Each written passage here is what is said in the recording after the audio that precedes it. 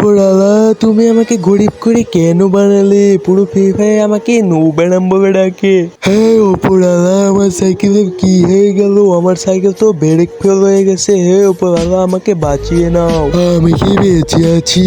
আরে ভাই তুমি কি? আমার তো অনেক ভয় করছে। আমি হলাম এখানকার জিন, আমি এখানে বন্দি ছিলাম, তুমি আমাকে মুক্ত করে দিয়েছো।